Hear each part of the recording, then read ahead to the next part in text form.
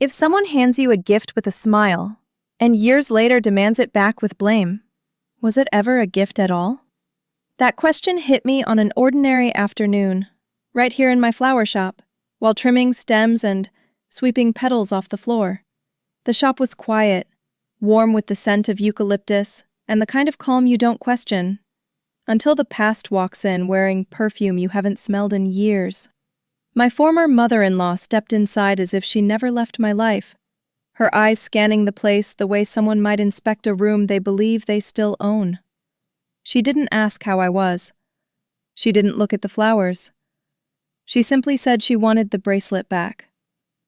Not just any bracelet, the one she placed on my wrist the week of the wedding, the one she said was just from her, separate from the chaos, separate from the shifting loyalties that come with marriage. Back then I believed her. Back then the gift felt like a truce, maybe even affection. But standing across from her now, years after the divorce, I realized she hadn't come for jewelry. She came for something else. Control, reputation, the last word. And she expected me to shrink the way I once did. But I didn't. Because this time I remembered something she didn't. She put the truth in writing. This is the story of how one bracelet reopened an old wound, revealed an even older misunderstanding, and forced both of us to face a truth neither of us wanted to admit. If you want more stories like this, quiet but sharp, emotional but real, don't forget to subscribe to the channel. I open the shop the same way I open most mornings. One switch for the string lights overhead, one slow inhale of lavender drifting from the drying racks, one quiet moment to remember that this small corner of the world still belongs to me. At 33, after a marriage that ended politely but left its weight in my bones, the flower shop is both a refuge and a restart button. The wood counter still holds faint scratches from late-night arranging sessions, and the floor smells faintly of damp soil from yesterday's delivery. I tie my apron, brush stray petals from my sleeve, and tell myself again that rebuilding a life isn't supposed to be pretty, just honest. And today, like most days, I'm determined to keep it steady. Even if some mornings the silence feels a little too loud, and the lavender isn't strong enough to cover the shadows of things I don't say out loud. I'm halfway through shaping a bouquet. White ranunculus, eucalyptus stems, a hint of blush roses. When my thoughts wander to the place I try not to visit, the quiet after a marriage that technically ended well, yet still manages to bruise. My hands keep working, muscle memory from years of doing this, but my chest tightens whenever someone casually mentions my ex-husband's name. It's silly, maybe, how a person can be gone and still echo. I tell myself I'm fine. I tell myself I've moved on. And most days, the lie behaves well enough. I've built routines, morning deliveries, customers who call me the flower girl, the kind of small talk that fills the hours but never digs too deep. Still, sometimes the air shifts, like now, and I feel that tiny jolt inside. A reminder that peace after divorce isn't a straight line, but a long, looping path I'm still learning to walk without stumbling. The bracelet catches the light as I reach for twine, a quick glint that slips into the moment like it belongs there. I barely notice it anymore, just the weight against my wrist. The soft click it makes when it touches the counter, the absent-minded way my fingers brush over it when I'm tying a ribbon. I tell myself it's simply jewelry, no different from the thin gold band on my other hand. But it sits there like a quiet contradiction, a piece of the past I kept without thinking. Customers sometimes compliment it. I smile, say thanks, move on. But today, as I loop the twine and adjust the stems, the bracelet presses lightly against my skin, cool and familiar, a small signal from another life. I try not to give it meaning, yet meaning has a way of insisting on itself, especially in the quiet hours between one bouquet and the next. I remember the moment I got it, clear as the sharp scent of lilies that day. On the morning of the wedding, my mother-in-law slipped the bracelet onto my wrist with surprising gentleness. "This is my personal gift to you," she'd said, smoothing my hand between hers. "So you'll remember you belong with this family." I'd been nervous, smiling too hard, overwhelmed by vows and flowers and the swarm of relatives wanting photos. Her words had sounded comforting then, like a bridge into a home I was about to join. I didn't question the phrasing, didn't think to parse it for meaning. A gift was a gift, and I wore it proudly for years, through birthdays, dinners, holidays where she insisted I sit beside her, as if proximity meant affection. Back then, it felt like a bond. Now it feels like a thread still attached, even though the rest of the fabric has been torn away. After the divorce, the family kept things polite, civil messages about paperwork, a stray text about a forgotten box in the attic, an occasional email asking for signatures. The kind of communication that feels like business, not blood. We weren't fighting, just disengaged. They stayed in their lane, I stayed in mine. Sometimes I'd see their names flash on my phone and feel that familiar tightening in my stomach. Old habits, old roles, but I kept my responses measured, clean, professional. No one crossed boundaries, yet no one bridged them either. It was a strange middle ground. Not enemies, not family, just people with leftover ties and a shared past that didn't know where to live anymore. I thought that distance would hold. I thought the lines were clear. I thought everyone had accepted the new shape of things. I didn't realize something small was still waiting to pull us back into the same room. The front bell rings, 3 short chimes, too sharp, too precise to belong to the usual rhythm of customers. I freeze, scissors midair, that tiny instinctive jolt rippling up my spine. For one breath, the shop holds utterly still.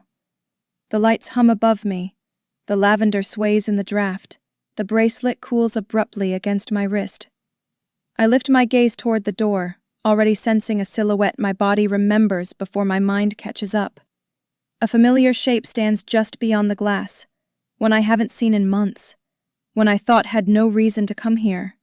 My heartbeat stutters. The bouquet in my hands tilts slightly. The past, it seems, has chosen a very specific moment to walk in. She stands in the doorway with her coat buttoned all the way up, as if the temperature inside my shop might judge her. For a second, neither of us speaks. Her gaze sweeps across the flowers, the shelves, the counter, tracing every corner like she's assessing the life I've built since leaving her son. There's something familiar in the way she does it, small in stature, but with that unmistakable air of quiet command she used to carry at family dinners. She takes one deliberate step inside, letting the bell's last echo fade behind her. I feel myself straighten instinctively, my hands finding my apron out of an old reflex, the kind you pick up when you're trying to be the good daughter-in-law, even long after you've stopped being one. The shop suddenly feels too warm, the air too still, as if my new world is holding its breath, waiting to see which version of her has arrived today. She offers a smile that doesn't quite reach her eyes. "I was just passing by," she says, her tone shaped like a benign excuse rather than truth. She steps further in, her heels soft against the wooden floor, scanning everything with quiet calculation. "I wanted to see your shop. It's been a while." I nod, trying to match her calm, though a soft pressure rises in my chest. I gesture toward the counter, offering neutrality. She wanders toward the display of eucalyptus and hydrangeas, fingers hovering but not touching, like she's observing an exhibit rather than visiting an old acquaintance. "You've made quite a life here," she adds, almost as an afterthought, almost as if she needs to justify her presence. Her voice carries that polite edge I know well, the one that used to sound like affection until I learned it could turn sharp without warning. "Come sit," I say, motioning toward the small stool near the wrapping station. She lowers herself carefully, smoothing her coat across her lap, as if preparing for a conversation more formal than a simple visit. I adjust the apron strings at my waist, the gesture grounding me, and take the seat across from her. The table between us is scattered with brown wrapping paper, scissors, and a spool of twine. Ordinary things, but suddenly they feel like props on a stage neither of us rehearsed for. I keep my tone warm, steady, asking about her health, her garden, the book club she once claimed to enjoy. She responds politely, but her eyes drift around the shop, again and again, cataloging every detail. I can tell she's not really looking at the flowers. She's looking at the life I've arranged, without her family's name attached to it. We trade words the way people do when they're trying to fill a silence without addressing its cause. She asks whether business is steady. I tell her about holiday orders. I ask whether she's been well. She mutters something about doctor's appointments and errands. But beneath it all, the air feels procedural, the way it used to when she'd call a family meeting over something minor, her tone carrying the quiet weight of rules, expectations, and unspoken judgments. Her posture is stiff, and her gaze keeps flicking to mine as if measuring whether I'm still the person she once understood how to manage. I offer her a glass of water, but she declines, before the words fully leave my mouth. The conversation settles into a polite, uncomfortable lull. It's not hostility. It's something colder, an audit. Her eyes drift down, landing on my wrist with a soft, unmistakable pause. The bracelet glints under the overhead lights, and I instinctively pull my hand back toward my apron, hiding the shine behind a fold of fabric. I see the brief tightening of her jaw. So quick anyone else might miss it, but I've learned to read her tells. She doesn't comment on it, not yet, but the way she lingers on that spot tells me exactly why she's here. She straightens slightly, as if preparing herself. Something in my stomach knots, not out of fear, but out of recognition. I've walked into this energy before, right before she brought up a concern, right before she framed something as family tradition, right before she expected my compliance. And now, sitting across from her in my own shop, I feel that old dynamic pressing lightly against the edges of my new life.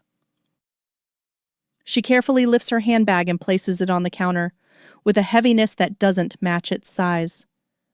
The zipper opens slowly, deliberately, each inch an unspoken announcement.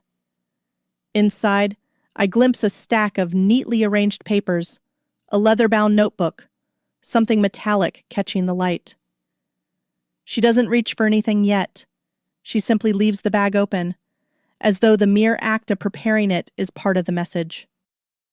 A subtle shift runs through her posture, chin slightly raised, shoulders pulled back, the same stance she once used when initiating serious conversations over the dinner table. My pulse steadies into something sharp and alert. Whatever she came for, it isn't small talk, it isn't nostalgia, and it certainly isn't chance. As she folds her hands neatly in her lap, I realize she's readying herself to deliver whatever agenda she's brought with her. She breaks the silence by looking directly at my wrist, her voice sliding in with practiced softness. "You're still wearing that," she says, as if commenting on a harmless detail, but the undertone lands with precision. I lift my hand slightly, not hiding it this time, letting the bracelet rest against my skin in plain sight. She leans forward a fraction, studying it the way one might study a familiar object found in an unfamiliar place. "I didn't think you'd keep it after everything," she adds, her tone a strange blend of sympathy and scrutiny. There's something almost intimate in the way she stares, too long, too directly. Then, with a breath that feels prearranged, she continues. "It's been in our family for generations, you know." The comment is framed like gentle nostalgia, but each word tightens the space between us a little more. She straightens her coat and begins telling the story as though I've asked for it. How her grandmother wore the bracelet at her engagement party, how her mother passed it down with pride, how she herself received it when she became the eldest daughter-in-law. Her fingers trace an invisible circle around her wrist, remembering something sacred, at least to her. It was always meant for the first daughter-in-law, she says. Eyes steady on mine. The weight of her words sits heavily between us. I feel myself drifting between courtesy and discomfort, unsure whether to nod, to smile, or to simply let her speak. The irony, of course, is sharp. She never described it this way before, not once. And yet here she is, narrating lineage like a preface to a request she believes I must already understand. She exhales through her nose, a small, decisive gesture. Since you're no longer part of the family, she says carefully, I think it makes sense for the bracelet to return to where it belongs. She phrases it as if it were logical, inevitable, the natural order restoring itself. My pulse flickers, but I hold her gaze. I hear what she's implying, that wearing it is an overstep now, almost an impropriety. You understand, she adds, folding her hands neatly. That word, understand, carries the same tone she used when giving instructions at holiday dinners, the tone that expected agreement without negotiation. Her expression is calm, almost sympathetic, as if she's offering me the chance to be gracious in surrendering something she has already decided is hers. I do remember the wedding morning, the way her fingers fastened the clasp, and how she said so clearly that it was her personal gift to me. I remember the pride in her voice when she showed it to guests, calling it something she wanted me to have. But now, hearing her recast the memory, I feel a cold flicker of disbelief. Her tone suggests I should have known all along it wasn't truly mine, that I've misunderstood something simple. The implication stings, not because of the bracelet itself, but because she speaks to me as though I'm naive, as though my recollection can be overwritten by her authority. I swallow the sharpness rising in my chest, aware of how easily old dynamics can resurface.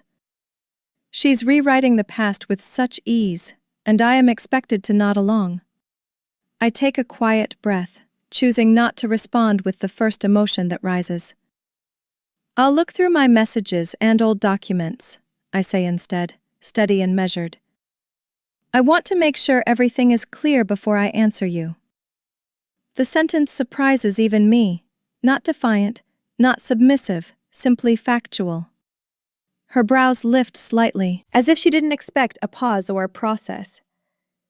But I keep my voice even, letting the words stand. I'm not refusing. I'm not agreeing. I'm stepping out of the frame she prepared.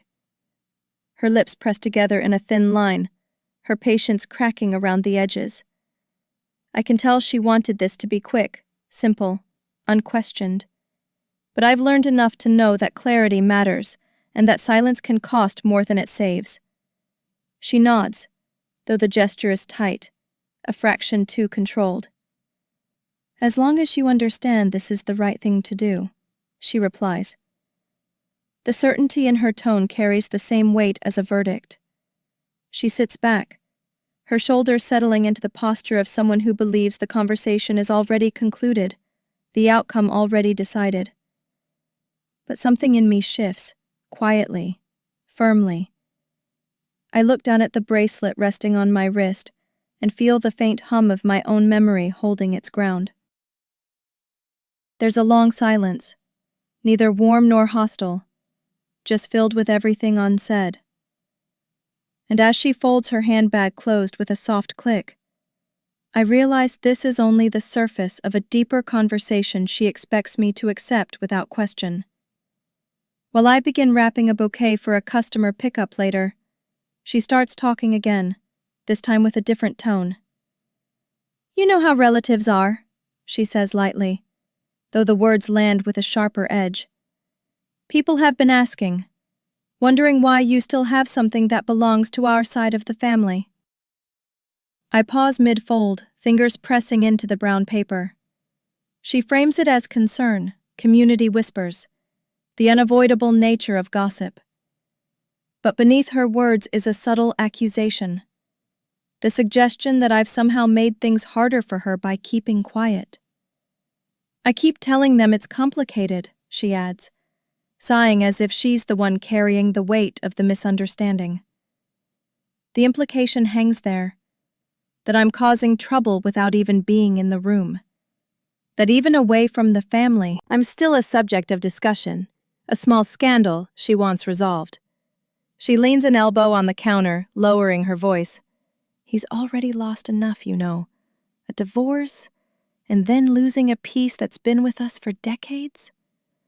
There's a faint tremor of emotion, but it feels shaped. Not quite genuine, not quite false. Something crafted to nudge me in a certain direction. The logic doesn't track, but the emotional tug is familiar. She's tying the bracelet to her son's dignity, as if my keeping it wounds him somehow. I feel a flicker of something between disbelief and amusement, because it's such an odd argument, yet delivered with absolute seriousness. I tie the final knot on the bouquet, my hands steady despite the tightening in my chest. She watches me, waiting for guilt to take root, certain it will. For years it did, but now the feeling hesitates, unsure whether it still has permission to exist in me. I take a slow breath, focusing on the crisp sound of the paper folding under my palms. She keeps talking, layering on reasons that sound like obligations but aren't. You know how people talk, she repeats, as though the chorus of unnamed voices should shape my choices. But something about the moment feels tilted, like she's leaning on emotion because logic would collapse under its own weight. I nod politely, but inside there's a steadying. I've been pressured before, guided by guilt packaged as family values, made to feel as though disagreeing meant disrespect. But here, in my shop, surrounded by the life I rebuilt without anyone's permission, the old pattern doesn't fit as easily. I adjust the bouquet ribbon carefully, telling myself to stay composed. I don't need to argue. I don't need to defend myself. I just need to stay awake in the conversation. She shifts her tone again, softer, more resigned. If you keep it, she says, people will assume you're holding on to, well, things that aren't yours. And that's not a nice picture for a woman starting over. The sweetness of her voice contrasts sharply with the message underneath. It's a warning framed as concern. Suddenly, the bracelet has become the symbol of something much larger, the story she thinks others will tell about me. I feel the old urge to explain myself, to smooth the tension, to promise I'd never want to cause trouble. But I resist it, pressing the bouquet into its paper sleeve instead. I hear her words, but I also feel the quiet control beneath them. She's not appealing to fairness.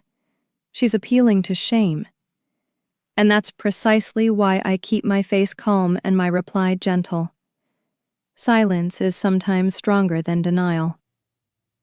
As I hand her the bouquet to admire, her fingers brush my wrist. The contact is subtle, almost accidental, but the grip lasts one beat too long. Her thumb presses lightly against the bracelet, as though testing how firmly it's clasped. It's not a tug, nothing so overt, but an unmistakable gesture, a silent rehearsal of possession. She doesn't comment on it. She simply lets her hand fall away with a faint smile. My breath catches, just a little, at the intimacy and audacity of it. For a moment, I feel like an object being appraised. The bracelet, my reaction, all of it measured. Somewhere in me, something draws a boundary, clean and sharp. I set the bouquet down beside her, stepping just slightly out of reach, reclaiming the small piece of space she tried to occupy. I turn toward the counter to set down my scissors, and the metal taps the wood with a dry, distinct sound. Crisp. Final. The moment hangs there, the way a heavy word does before either person acknowledges it. She glances at the scissors, then back at me, her expression unreadable. I'm not trying to send a message, but the sound carries one anyway. A pause, a marker, a quiet refusal to be steered. She clasps her hands together, as if gathering herself for whatever comes next. But I don't fill the silence for her. For once, I let the stillness stand.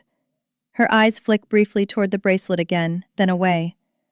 The conversation isn't over, but something in the room has shifted, a small axis clicking into a new alignment neither of us names aloud.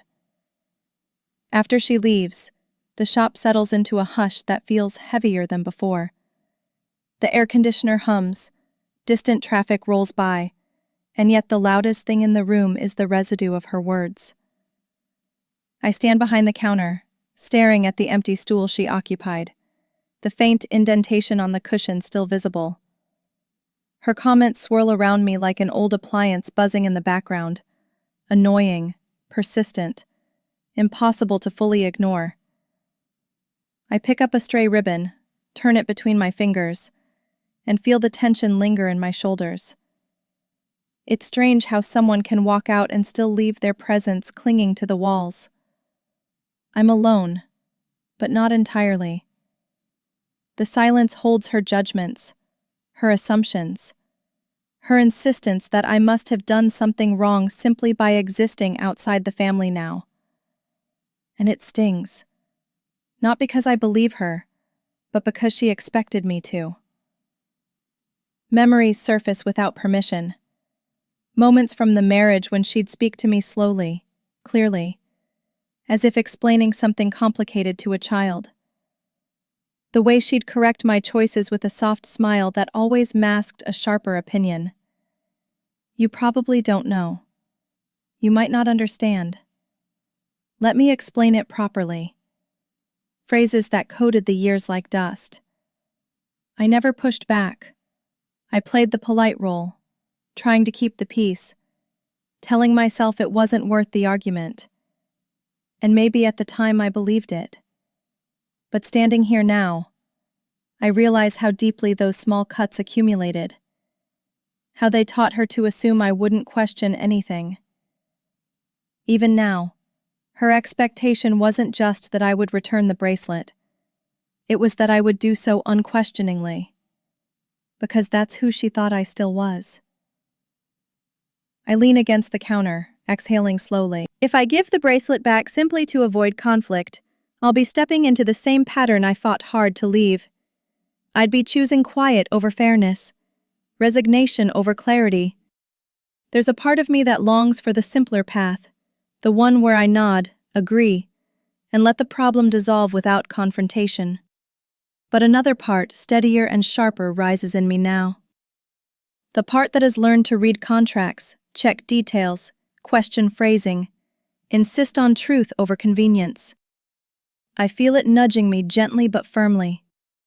If I let this go unexamined, I'm telling myself I can be talked over, and I've had enough of shrinking to keep someone else comfortable. This time, I want to understand the facts before letting emotion decide the rest. A vague memory surfaces, an email she once sent written in her brisk, tidy style. Something about a personal gift. Something she emphasized proudly to relatives. I can almost see the lines in my mind, the way she phrased it, the flourish she used when she wanted to make something sound generous. It felt important then, even more important now.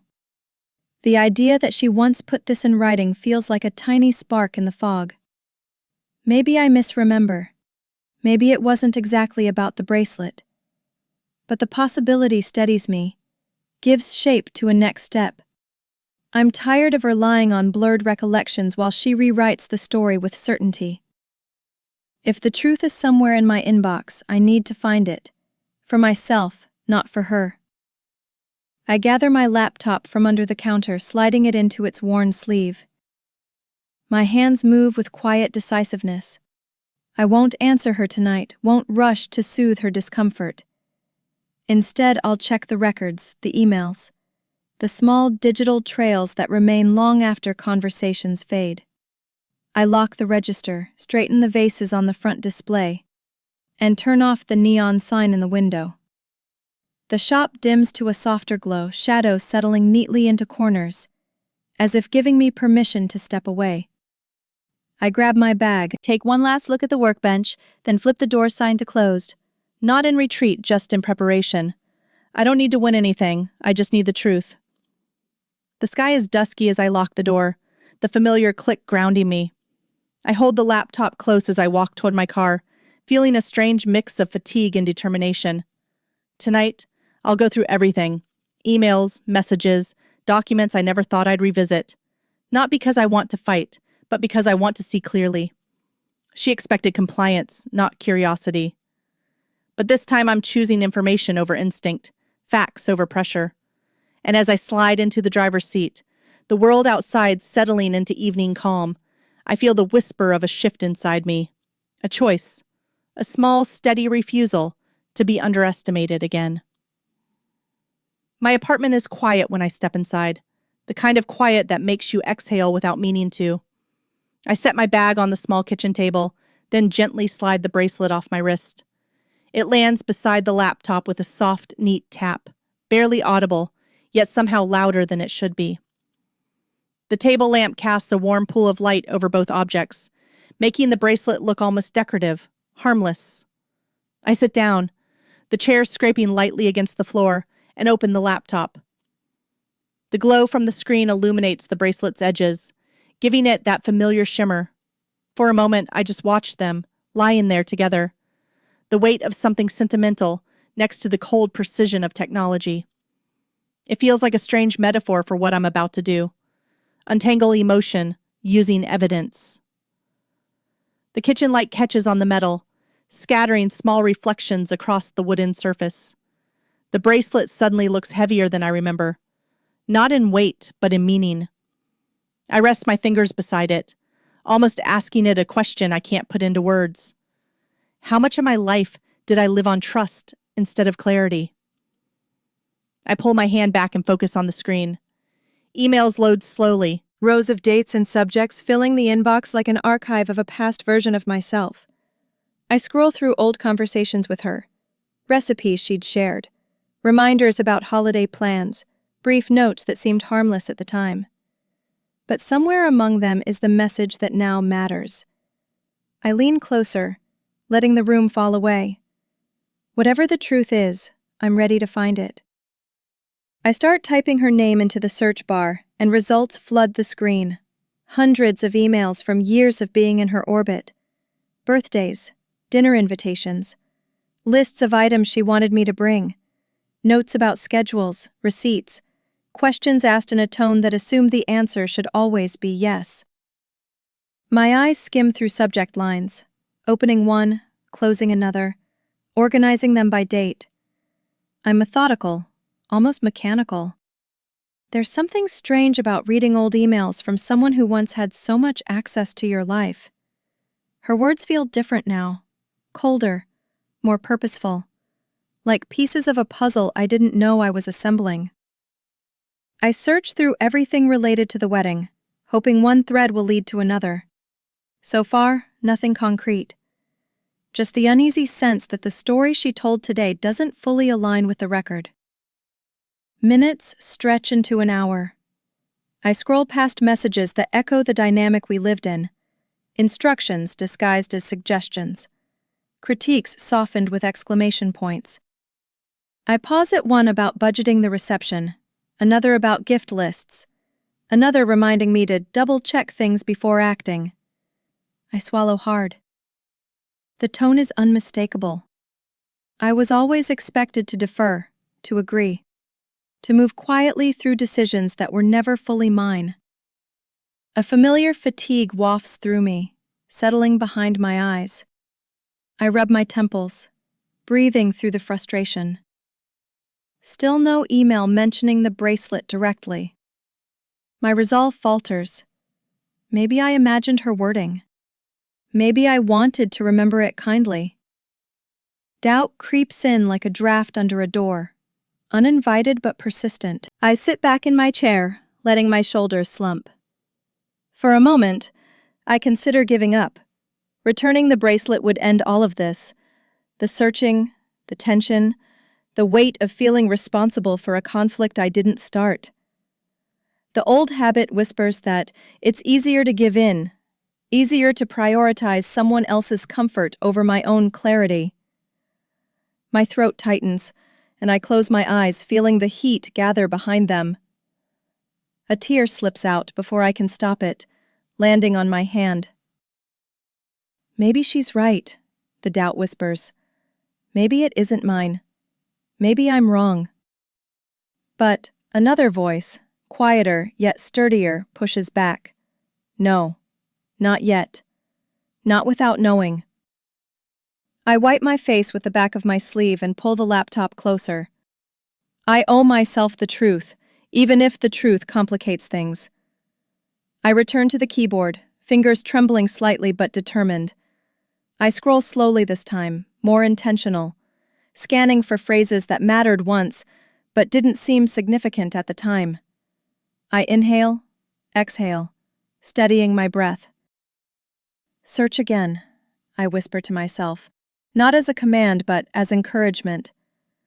I type new keywords, try different combinations, reshuffle filters. Somewhere in the maze of conversations there has to be something, some trace of the moment I remember. Before shutting down for the night, I tell myself one thing with certainty. Even if the truth is buried, I will keep searching. Not out of defiance, but because clarity is a kind of safety I never allowed myself before. And tonight, I'm choosing to find it. I start fresh the next morning, a mug of coffee cupped in both hands as the laptop whirs awake. The apartment is still dim, the sun not fully risen, and the quiet feels like a neutral space where my mind can breathe. I type new keywords into the search bar. Bracelet, gift, for you, rieng, even alternating between English and Vietnamese, hoping to catch anything she may have phrased differently. My fingers dance across the keys with a mix of frustration and focus. Each new search yields dozens of unrelated emails, reminders about dinner times, questions about holiday menus, notes about the color of the table linens for the wedding reception. But I keep sifting. There's a rhythm to it now. Search, skim, discard, repeat. It's tedious, but not hopeless. Somewhere in here is the truth, and I'm determined to find it. I click into an old thread about wedding expenses, and something shifts. Her tone is exacting in those emails, full of precise distinctions. What belonged to whom? What was paid by which side of the family? What was hers versus ours? In one message, she wrote plainly, "What I give from my side is separate from the household's contributions." The line makes my breath hitch. It isn't proof, not yet, but it is the shape of something familiar, a memory of her once insisting that I should have something special from her, not from the marriage. I scroll slowly through the rest, highlighting anything that hints at separation of ownership. My chest tightens with an unexpected relief. She did make distinctions like this. I didn't imagine it. I'm not inventing kindness where none existed. She once used her own words to make a point, and that point was generosity, not obligation. I screenshot the email, label it with the date, and save it into a folder I name simply Bracelet. It feels strangely empowering, like collecting stones to build a small wall of clarity. One by one, I capture other fragments, lines where she boasted to relatives about the gifts she personally chose for me, sentences where she differentiated between family items and personal ones. None of these messages mention the bracelet specifically, but they form a pattern that supports the memory I've been clinging to. The act of gathering them steadies me. It's not about winning an argument. It's about rebuilding my own confidence in my recollections. I keep organizing screenshots, arranging them by relevance, letting each file become a quiet reminder that my memory is not as fragile as someone else's insistence. Still, the email I'm searching for doesn't appear. I click through more threads, only to find conversations about seating charts, dietary restrictions, and her commentary on how I should phrase our invitation wording. I scroll until my eyes blur. The doubt I fought last night creeps back again. What if I misremembered the phrasing? What if it wasn't an email but a spoken moment I've blended with another memory? The more I dig, the more uncertainty clouds the edges. I sit back on the couch, letting the laptop rest on my knees, and close my eyes. The room feels smaller, the morning light dimmer. Maybe I've been holding on to the wrong proof. Maybe clarity won't come from the inbox. The thought stings, but I force myself to breathe through it. I've felt wrong before, and still found truth waiting somewhere unexpected. The fatigue of searching settles into my shoulders. I lean forward and rest my elbows on my knees, letting my hands cover my face. Maybe I'm chasing something that isn't there, I whisper. But even as I say it, another part of me resists the idea. Deep down, I know she said it.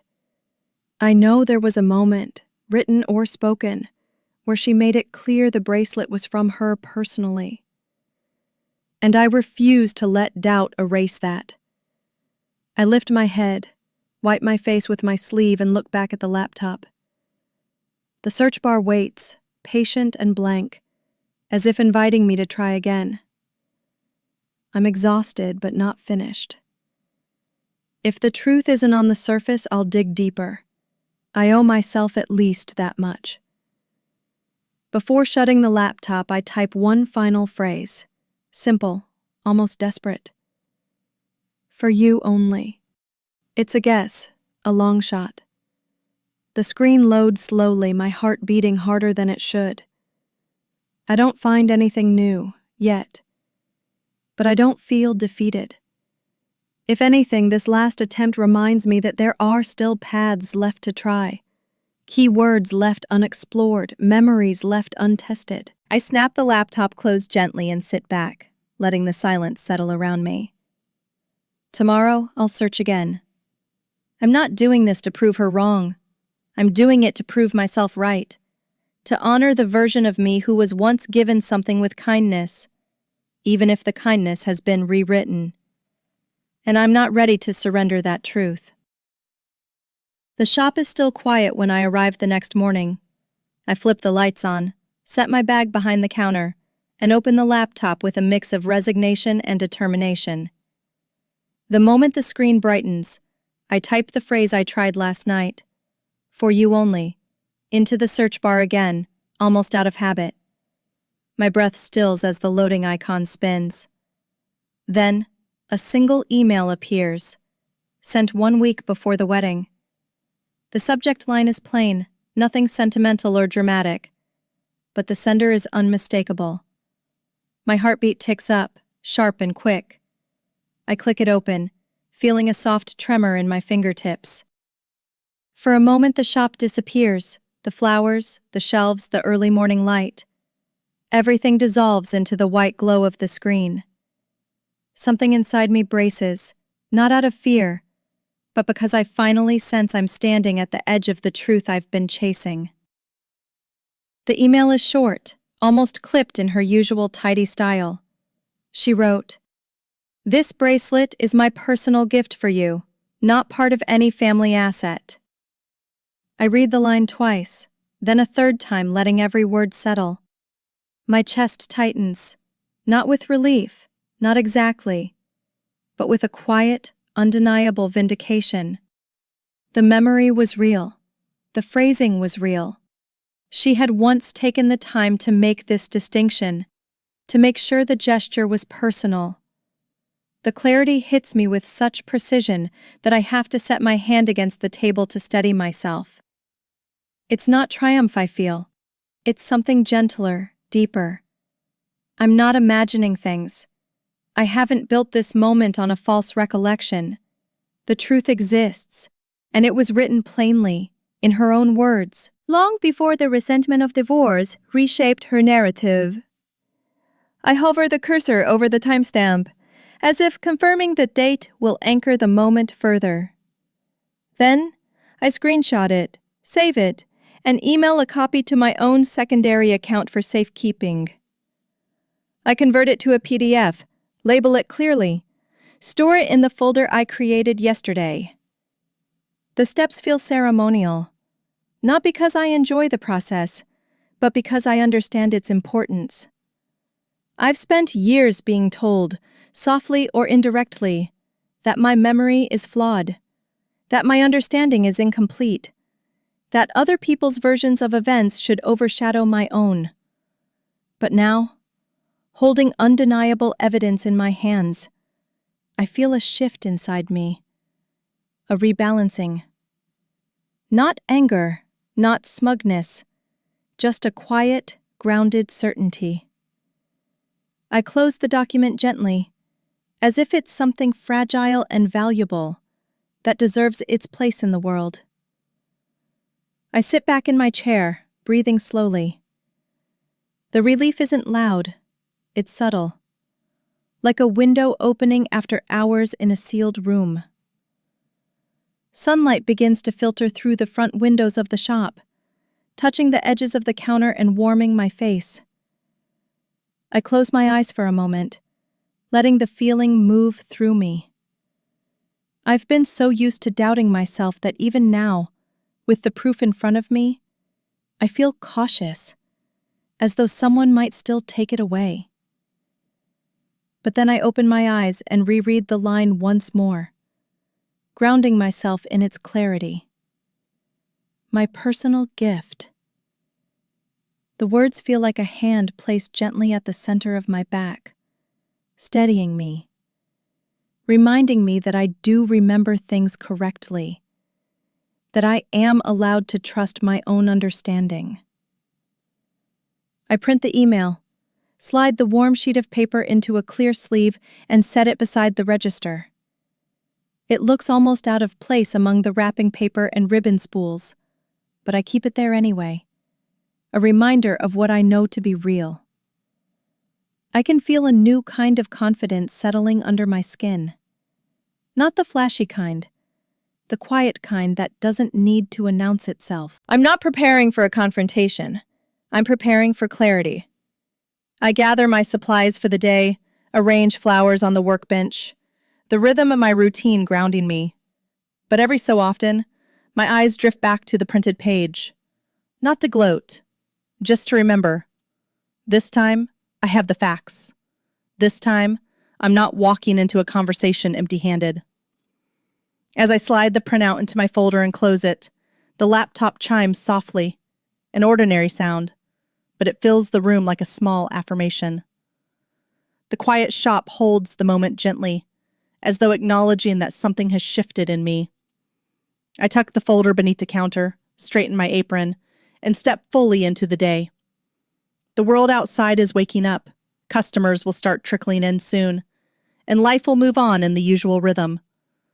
But underneath it all, something has settled, a certainty I didn't have before. I'm no longer navigating this story by memory alone. I have her words, clear and undeniable. And for the first time since this began, I feel ready for whatever comes next. I print an extra copy of the email, sliding it into a clear plastic sleeve before placing it beside the register. The page feels almost clinical against the warm, textured materials of the shop, a sharp contrast to the soft petals and earthy scents surrounding it. I tuck the edges neatly, aligning it with the corner of the counter as if preparing it for an appointment. Around me, the morning hum begins. A drip from the sink, the soft rustle of paper, the quiet hum of the cooler. Yet my focus stays on that single sheet. This isn't about proving anything to her, not yet. It's about anchoring myself. For years, I let other people's confidence overshadow my own uncertainty. Now, the evidence sits plainly in front of me, steady and unmoving. I feel the smallest shift inside, as though I've placed the first stone of a foundation I didn't know I needed. I whisper the words aloud, testing how they feel in my voice. The bracelet is a personal gift. I have no legal obligation to return it. The sentence sounds strange at first, factual but intimate, a statement I've never allowed myself to say directly. I repeat it again, letting it settle into the rhythm of my breathing. There's a strength to saying it out loud, even in an empty shop. It isn't defiance, it's recognition. The truth doesn't raise its voice, it simply stands still, and I stand with it. I straighten the wrapper rolls on the shelf, grounding myself in small motions. I've never claimed power in conversations with her, but now, armed with clarity, I feel something new blooming quietly beneath my ribs. The sense that I can speak for myself without fear of being dismissed. As I step back from the counter, a faint ache forms in my chest. It isn't anger. It's deeper than that, something close to grief. Why do I have to defend myself at all? I think. I've never taken anything that wasn't mine. I've never tried to twist narratives or cling to sentiment out of spite. So why does she treat me as though I'm withholding something?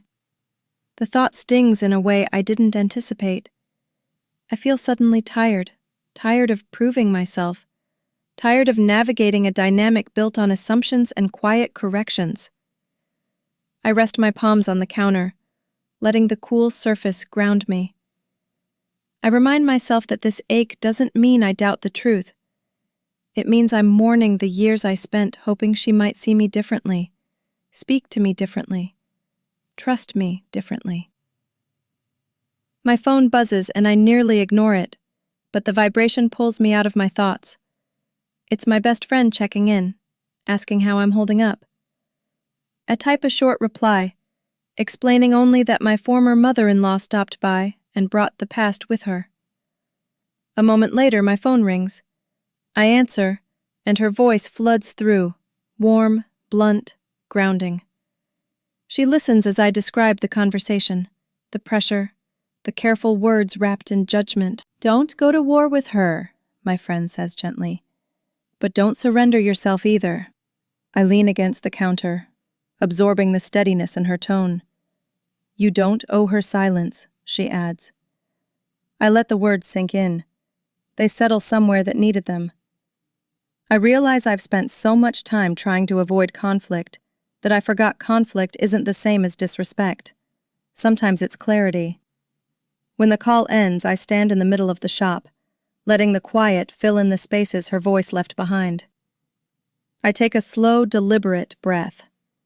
I know now that I don't have to react fast or fold quickly. The truth is already on my side. And with that, the path forward becomes clearer.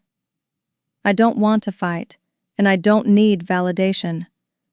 What I need is a conversation where the facts are placed cleanly on the table, where I don't shrink and she doesn't steamroll. The thought of confronting her still tightens my stomach, but it no longer feels impossible. It feels necessary. I tuck the printed email into a small folder along with the other screenshots, creating a little archive of clarity. It may be small, but it's enough. Before I open the shop for customers, I slide the bracelet back onto my wrist. The familiar weight settles against my skin, but it feels different now. Less like a relic of a marriage, more like a reminder of my own steadiness. I look at it under the warm glow of the string lights, and for the first time, it feels like it belongs in my life without question. I secure the clasp, straighten my apron, and unlock the front door. The world outside continues in its usual rhythm, unaware of the quiet resolve forming inside me. Whatever happens next, I'm ready to meet it with both hands open, one carrying the truth, the other carrying myself. The day begins, and for once, I don't feel overshadowed. I feel prepared. Around noon, the shop quiets just enough for my thoughts to find their own rhythm again. I remove the bracelet briefly and place it beside the printed email on the counter. Two objects lying parallel, each representing something I now understand differently. The bracelet no longer feels like a remnant of a failed marriage. It feels like property, mine, not because of emotion, but because the facts support it. And the email beside it is the anchor, the clear statement that steadies every doubt. I look at the two items together and realize I'm no longer bracing for permission. I'm preparing for clarity. A small shift, but a powerful one. I sit down for a moment, letting the quiet wrap around me as I think through what needs to happen next. I won't hide. I won't avoid. I'll address this with honesty, not fear. I draft a text message, pausing before each word, refusing to let niceties overshadow the point. I think it would be good if we spoke again, I type, just the two of us. I'd like to clear things up properly. The message is simple, clean, without accusation. I hesitate before pressing send, feeling the familiar flutter of nerves. But my hand doesn't shake, not this time. I read the text once more, making sure it reflects my intention. I'm not asking for permission to keep what's mine. I'm requesting a conversation rooted in truth, not old habits. When I finally hit send, it feels like dropping a stone gently into calm water. Not disruptive, just deliberate. The ripples will come, but I'm ready for them. I tuck the bracelet into its velvet box, then lock it in the small cabinet beneath the counter. It's not fear that makes me secure it, it's respect. I'm protecting something that matters, something I've been asked to relinquish without reason. The key rests in my apron pocket, warm against the fabric as I move around the shop. I continue my work, trimming stems, arranging blooms, greeting customers. But there's a quiet thread of anticipation running through everything. I'm preparing myself mentally, rehearsing not what I'll argue but what I'll clarify. No raised voices, no accusations, just truth presented calmly. I like the version of myself who can handle things this way. It feels new, but also long overdue. As the afternoon light softens, my phone buzzes with her reply. I can come by later today, she writes, before closing if that works. I read the message twice. There's no hostility in it, just a certain formality, the kind she uses when she wants control of the tone. I wipe my hands on my apron and exhale. That works, I reply. The decision settles something inside me. This time the conversation won't happen on her terms alone. It will happen on common ground, my shop, where I'm not the one shrinking. I straighten the counter, clear the wrapping station, and wipe down the surface.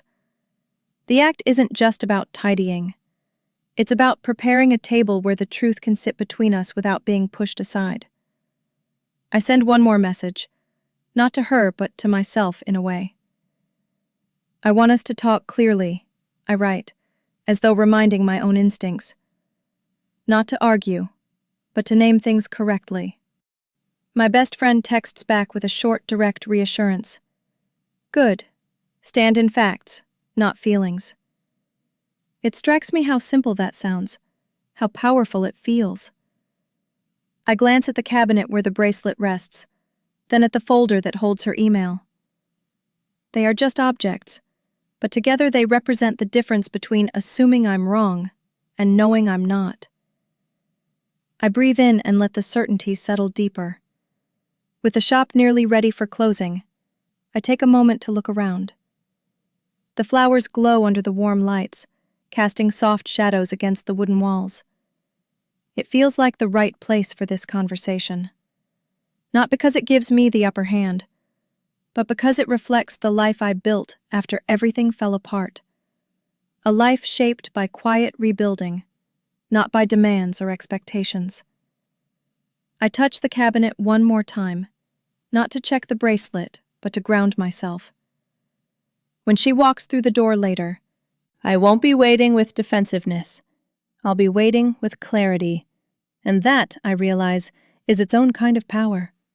Her response sets the timeline, and with it comes a subtle tightening in my chest, anticipation mixing with the careful calm I've practiced all day.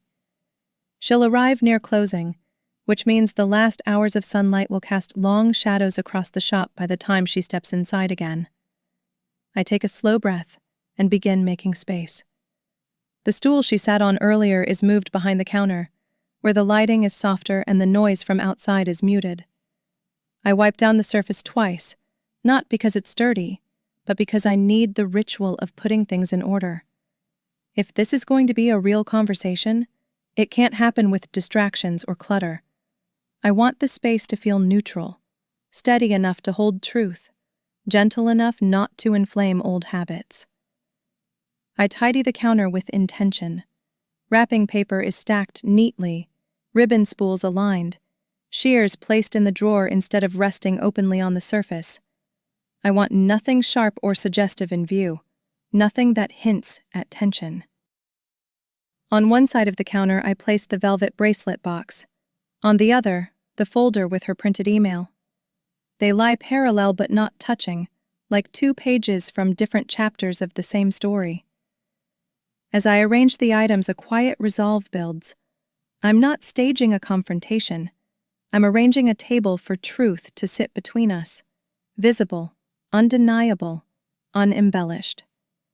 The wooden surface, cleaned and bare, feels almost like a negotiation table, but one softened by flowers and warm light. My coworker offers to stay until closing, but I shake my head gently. It's something I should handle alone, I say. She hesitates, sensing the seriousness in my tone, but eventually leaves with a supportive nod. The bell over the door jingles softly behind her, and the moment the shop empties, a stillness settles. I dim the overhead lights and switch on the warm string lights instead. The shop shifts instantly, gentler, more intimate, as if the walls themselves understand this conversation requires softness. I take a moment to stand in the center of the room and breathe. This is my space, my work, my sanctuary. And tonight it will also be the ground where I stop letting myself be talked over. The late afternoon light outside turns honey-colored, drifting through the windows in slow-moving beams. I rehearse the opening line quietly. I don't want conflict. I want things named correctly. It feels steady on my tongue. Not defensive, not aggressive, just true. I imagine her sitting across from me, her purse folded neatly in her lap, the way she always holds it when she's preparing for a conversation she intends to guide. But this time I won't shrink. I smooth my apron, tuck a stray hair behind my ear, and remind myself, facts don't need volume. They don't need emotion. They simply need space to exist. I'm ready to give them that space. The shop is almost fully prepared. Bouquets are wrapped and stored, orders checked off, receipts filed away. I turn the sign on the door to closing soon, giving myself the buffer I need. The folder sits on the counter, its edges aligned with the wooden grain, waiting patiently. I place a glass of water near the stool she'll use, an offering of civility, a quiet way of saying, this doesn't have to be a battlefield. I'm not here to trap her, embarrass her, or prove superiority. I'm here for clarity. For the first time in a long time, I feel capable of steering a difficult conversation without losing myself in the currents of someone else's expectations. Just as I step back to assess the space, the bell above the door gives a single light chime. A different sound than last time, quieter, almost tentative. I turn toward the entrance, wiping my palms discreetly on my apron. She steps inside, framed by the fading daylight, her presence this time calmer, less abrupt. She closes the door gently behind her, her coat folded over one arm. The shop's golden light brushes across her features, softening the lines of her face. For a moment, neither of us speaks. The quiet between us feels deliberate, as though both of us recognize that this meeting is not an extension of the past. It's the beginning of a necessary truth. And I am ready. I gesture for her to come behind the counter, to the small workspace where I spend most of my days. It's not a place I usually invite customers, but she isn't that anymore. She's someone I need to sit with at eye level. I pull out the stool for her, and she hesitates only a second before sitting down, folding her coat neatly across her lap. I take the seat opposite her, close enough to speak softly, but far enough to preserve the space between us. The shop feels unusually quiet, as if the lights have dimmed themselves in anticipation. I pour her a glass of water and set it beside her without ceremony. There is no performance here, no attempt to sweeten the moment. Just two people in a small, honest circle of light. I reach under the counter and bring out the velvet box, placing it gently between us. The bracelet rests inside, catching the warm glow of the string lights overhead. Without it on my wrist, I feel lighter, not unanchored, just freer to speak, without the weight of symbolism clinging to my skin. She looks at the bracelet as though she's seen it for the first time, stripped of all the storylines she's woven around it. It sits there plainly, metal, gemstones, nothing more, nothing less. For a long breath, neither of us touches it. I keep my hands folded in my lap, letting the silence stretch. Not awkward, but deliberate. The conversation needs to start here, with the object that brought us back into the same room. Next, I take the folder and place the printed email beside the bracelet. I rotate the page so the text faces her, the words positioned clearly and calmly. This bracelet is my personal gift for you, not part of any family asset.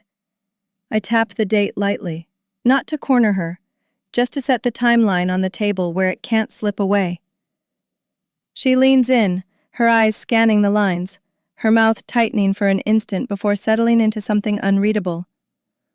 I don't explain, I don't interpret. I simply let her read. The proof isn't mine to dramatize, it speaks for itself. In this moment, I feel the air shift, as though the truth has finally stepped into the room and taken its rightful seat. I found this when I was going through my old emails, I say quietly.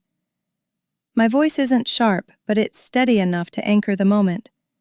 She doesn't interrupt, doesn't rush to defend herself. She just studies the page, tracing the printed letters with her eyes.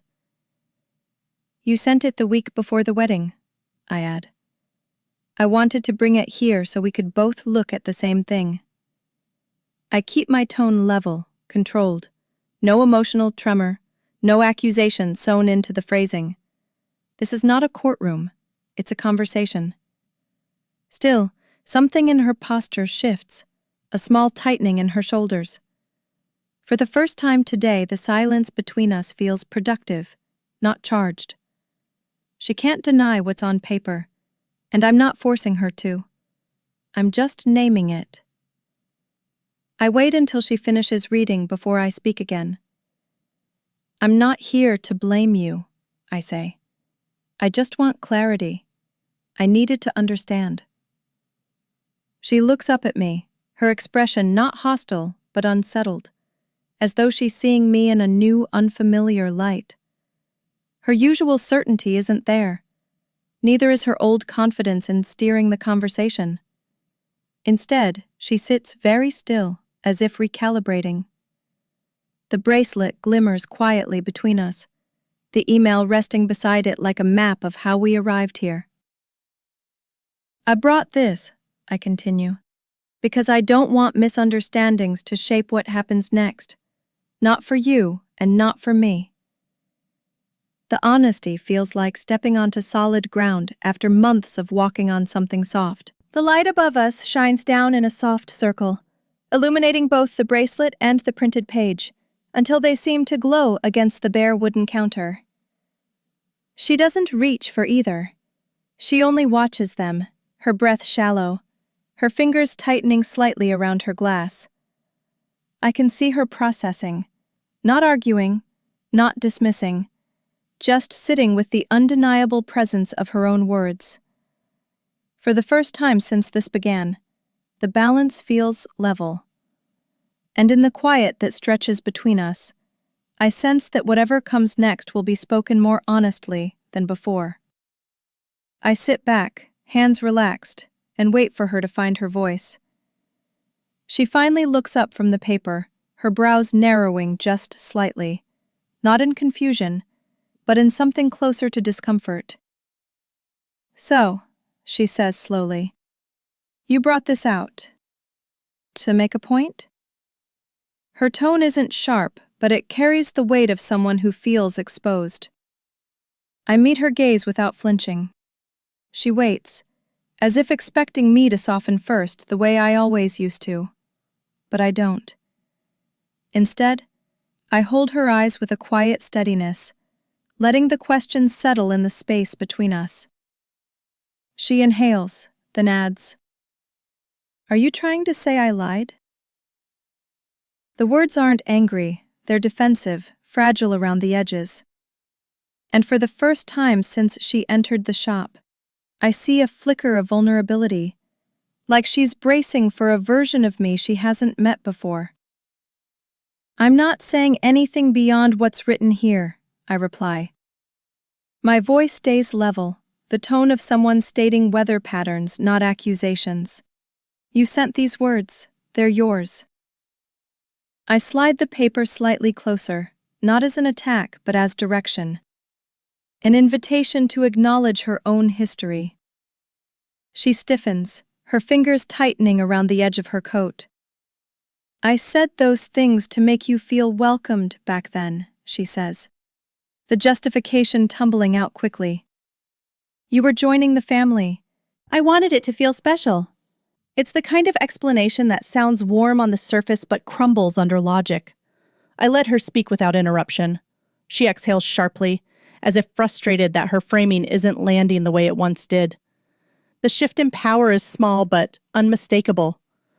Her voice sharpens, tension sneaking through the composure she tries so hard to maintain. "Things change," she says. "Situations change. You're not my daughter-in-law anymore." The words hit the table like small stones, meant to be factual but carrying an ache I don't let sink too deep. "That doesn't erase what you wrote," I answer quietly. I watch her eyes, the way they flicker with irritation, then caution. It's strange seeing her struggle, not because I enjoy it, but because it's unfamiliar. She's always been the one with certainty, with the last word, with the narrative ready before anyone else could form their own. Now she's facing something she can't override with tone or tradition. It unsettles her. She shifts in her seat, as if searching for footing on suddenly uneven ground. I gently push the email toward her once more, pointing to the date with a single finger. "I'm not accusing you," I say. "I'm clarifying." She swallows, her throat tightening in a small, involuntary motion. "You're making this sound like a legal matter," she snaps softly, but I hear the tremor. "It doesn't have to be," I reply, my voice steady, "as long as we stick to what actually happened." I don't raise my tone. I don't match her urgency. The control she once held slips in the face of neutrality. She looks down again, her jaw tightening as though she's fighting the instinct to defend herself further. The silence between us stretches long and thin. I let it. For once, I'm not rushing to fill it. Inside my chest, something quiet but firm takes shape. I'm not shaking. I'm not folding. And I'm not bending the truth to spare her discomfort. "You told me this belonged to me," I say softly. "You told me that before anyone else could lay a claim on it." I'm not reciting emotion, I'm reciting fact. She closes her eyes for a moment, a tiny crease forming between her brows. The shift is subtle but real. She isn't arguing now. She's absorbing. And maybe for the first time she's realizing that I'm no longer the woman who kept her head down at family dinners or let corrections pass without comment. I sit straighter, letting the truth rest cleanly between us. It feels like I'm stepping into my own name. Her gaze drops once more to the bracelet and the email, illuminated under the amber lights above us. The tension in her posture softens, not disappearing but loosening, as though she's no longer sure where firmness ends and stubbornness begins. She doesn't reach for anything. She just sits there, breathing slowly, her hands no longer clenched. For a moment, neither of us speaks.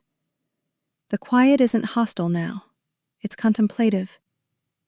Heavy with things she's beginning to realize she can't reshape. I fold my hands in my lap, my back straight, my presence steady. I'm not here to win. I'm here to tell the truth without shrinking. And by the look in her eyes, she finally understands that. Just as the air between us settles into a taut, quiet tension, the doorbell rings. A customer steps in, a woman who comes every few weeks for fresh flowers, always cheerful, always warm. I rise from my seat, offering a soft smile as I move toward the front counter. "Just picking up my usual," she chirps, glancing around the shop with easy familiarity. I retrieve the bouquet waiting in the cooler, wrapped and ready, and she beams when she sees it. "Your shop always feels so comforting," she says, genuine admiration in her voice. I thank her, letting the brightness of her presence wash briefly over the heaviness of my conversation. Behind me, I sense my former mother-in-law watching the way this woman addresses me, the respect, the normalcy, the simple assumption that I'm capable, steady, and valued. The customer hands me payment, chatting about an upcoming dinner party, never sensing the private storm stalled behind the counter. She thanks me again and lifts the bouquet slightly. "You have such a gift with this place," she says. "It's warm here. You're warm." The words float softly through the air before settling onto the wooden floorboards between me and the woman behind the counter. I catch the faint shift in my former mother-in-law's posture. Her shoulders straighten, her face smooths, her eyes soften in a way I rarely see when she looks at me. The version of me that this customer sees, competent, respected, self-contained, is not the version she's used to acknowledging. As the customer leaves, she waves. The bell jingles cheerful and light, and the shop grows quiet again. My mother-in-law sits straighter than before, smoothing her coat and adjusting her glasses as though preparing to present a new face. The change is subtle but unmistakable. Her eyes avoid the bracelet for once. Instead, they follow the path the customer walked, then return to me with an expression I can't quite read. Not scorn, not certainty. Something closer to reconsideration. She clears her throat lightly, the sound smaller than usual. The performance she often adopts when others are present has slipped, leaving behind someone more human, less guarded. I return to the stool, taking my seat across from her again. The room feels different now, not because the conflict has resolved, but because the dynamic has shifted. She sees me in a space that isn't tied to her son, her family, or her expectations. She sees me in my own world, a world that doesn't orbit her approval. There's a moment where she seems to recognize that too. Her gaze drifts toward the printed email again, and when she finally speaks, her voice is softer. "You've built something here," she says almost reluctantly. I nod, waiting, not fishing for praise, not filling the silence, just allowing the truth of her observation to exist. She exhales slowly, as if letting go of a breath she's held for years. "People talk, you know," she murmurs, not quite meeting my eyes. "They always do. And sometimes, I don't want them to think I've lost things." The sentence is halting but honest in a way I didn't expect. This isn't about the bracelet, not really. It's about how she appears to others, how tightly she clings to the image she believes protects her. I don't interrupt. I let her speak, because for the first time she isn't lecturing. She's revealing something she has long guarded. The vulnerability is faint, but present. "I didn't realize," she begins, then stops, choosing her words carefully. "I didn't realize how it might feel for you to be spoken about like that."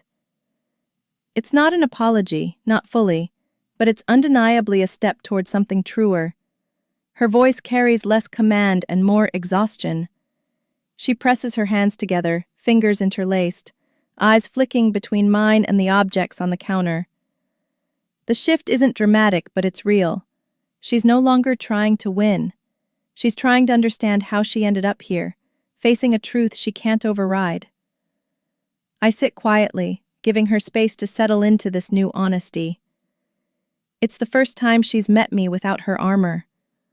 I pick up the bracelet, more out of instinct than intention, letting it rest briefly against my wrist before setting it back down. The gesture feels calm, unthreatening, almost tender. She watches the movement with a quiet alertness, as if trying to decipher its meaning. The warm light from the string lamps catches the stones, throwing a faint shimmer onto the wall behind us. It flickers softly, a reminder that this object has been many things over the years.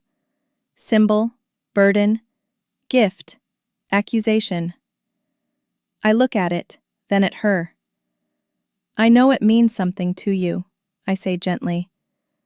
My tone isn't confrontational, it's an opening. Her eyes lower, not in defeat but in thought. We sit in a silence that no longer feels adversarial, a silence that waits for honesty rather than surrender. The glow from the bracelet casts a small reflection on her face, highlighting the fine lines around her eyes. She seems older in this light, not weaker, but more human. I understand the sentiment behind it, I continue. I really do. She swallows, fingers tightening slightly on the edge of her coat, though she keeps her posture straight.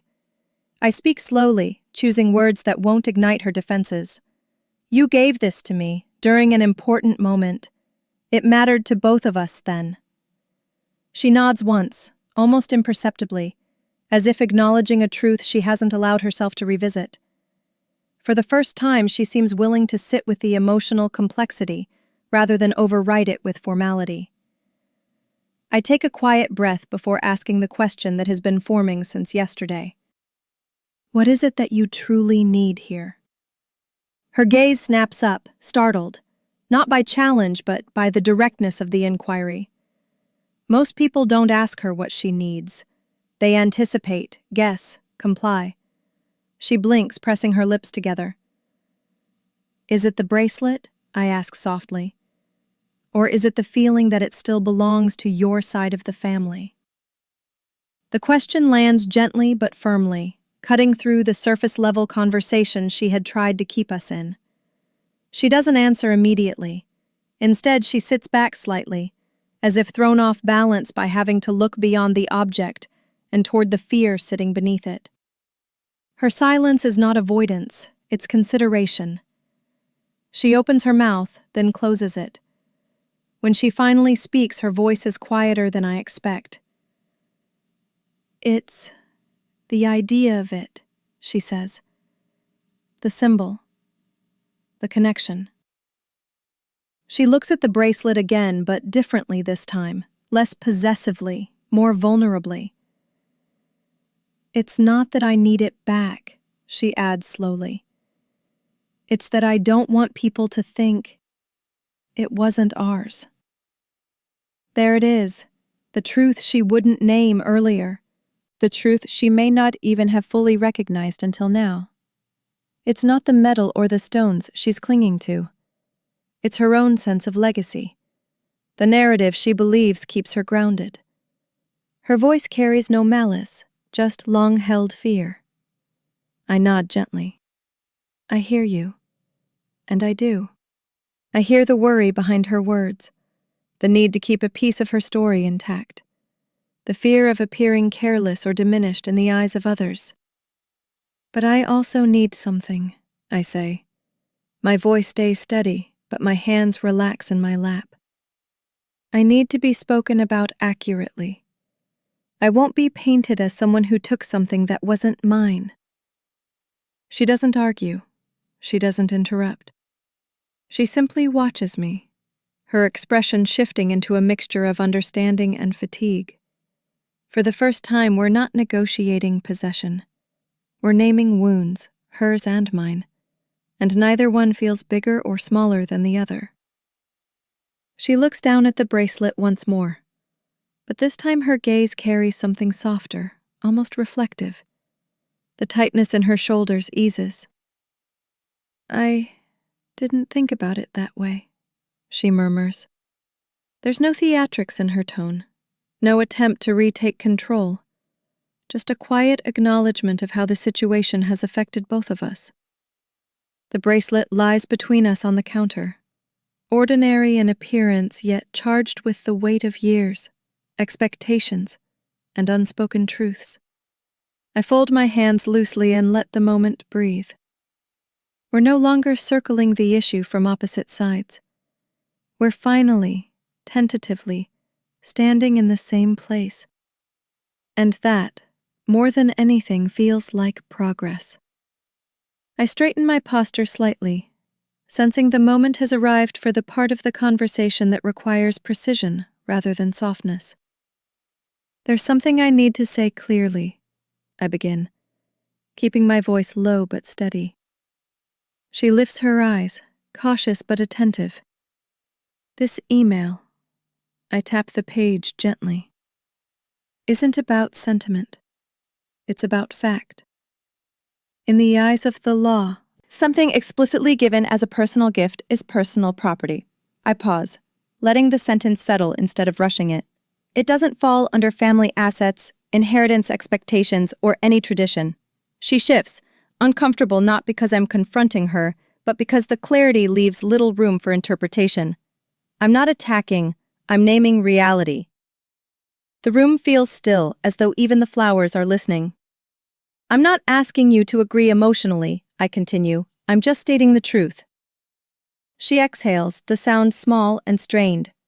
For a moment, I glimpse the woman who always believed she needed absolute control in order to feel secure. I don't want this to turn into a dispute, I add, softening the edge. And it doesn't have to. But pretending this bracelet legally belongs to anyone else isn't accurate. The neutrality in my tone seems to catch her off guard. She's braced for resistance or hostility, not grounded logic. Her fingers tap lightly on the glass of water, betraying nerve she tries to hide. She isn't used to conversations where she can't reshape the narrative, and yet she's listening. I lean back slightly, giving her space to absorb the words. I also want to make something clear about my intentions, I say. I'm not trying to embarrass you. I'm not trying to make this public. Her eyes flicker at that, somewhere between relief and surprise. I don't want this to become a story told in the family with versions that twist what happened, I continue. I don't want whispers that I held on to something that was never mine. The truth of it steadies me. I won't accept being painted in a way that isn't accurate. She nods slowly, almost involuntarily, as if acknowledging that part at least is fair, even if uncomfortable. The candor lands gently, but firmly enough to matter. But, I add, and the word holds a different kind of weight, I don't want you to lose face in front of your relatives either. Her eyes widen just slightly, startled. It's clear she didn't expect me to consider her dignity alongside my own. I'm not here to cause shame, I continue. I just need the truth to be honored. The tension in her shoulders shifts, less defensive now, more contemplative. She seems to be searching for a foothold in this new version of the conversation, one where I'm not a subordinate but an equal participant. She presses her lips together, absorbing the balance I'm offering, boundaries without hostility, truth without punishment. I won't accept being talked about as someone who took something, I say plainly. Not by you, not by anyone else. The firmness in my voice is new, quiet, controlled, but unmistakable. She doesn't argue. Instead, she watches me the way someone watches a person they thought they knew, realizing that person has grown into someone different. If we're going to move forward, I add, we have to do it with honesty, not expectation, not pressure. She nods again, slower this time, as if recognizing that I am not here to spar, but I will not bend. The calmness in my tone leaves no room for misinterpretation. I slide the email slightly toward the center of the counter, a simple gesture, an invitation to acknowledge what's true. She inhales shakily, her gaze lingering on the document before she finally meets mine. Something in her expression softens, not surrender, but understanding. The bracelet gleams beside the page, no longer a point of contention, but a reminder of the clarity that now sits between us. I can sense her weighing her options, her pride, her memories. But more than that, I sense her realizing she can no longer rely on old dynamics to steer this moment. I sit calmly, hands relaxed, letting the truth speak without force. For the first time, she doesn't look above me or through me. She looks directly at me.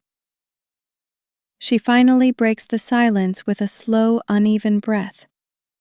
I didn't think the wording mattered that much back then, she murmurs, touching the edge of the email with her fingertips. Her voice is thinner now, stripped of the usual certainty. Everything felt different. I nod, not to condone the oversight, but to acknowledge that the past is often easier to justify when left unexamined.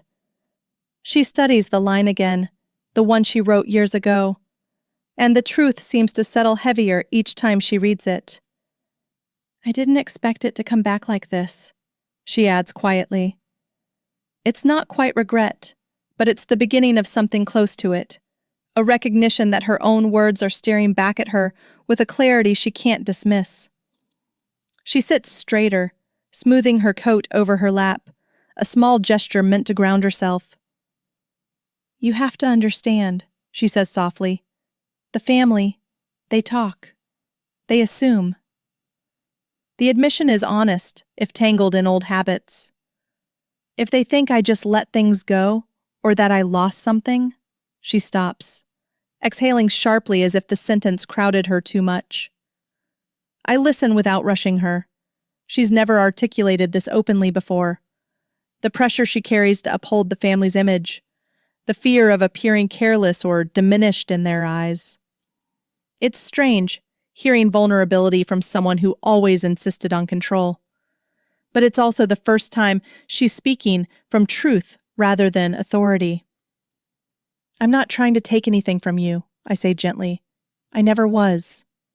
Her eyes flick to mine, searching for any tone of sarcasm or resentment. She finds none. I know this bracelet meant something to you when you gave it, I continue. But the meaning didn't disappear just because the relationship changed. The words seemed to land in a place she wasn't prepared for, somewhere quiet, somewhere personal. She blinks slowly, as though absorbing not just what I said, but the way I said it. For a moment, she looks at the bracelet, not with ownership, but with memory.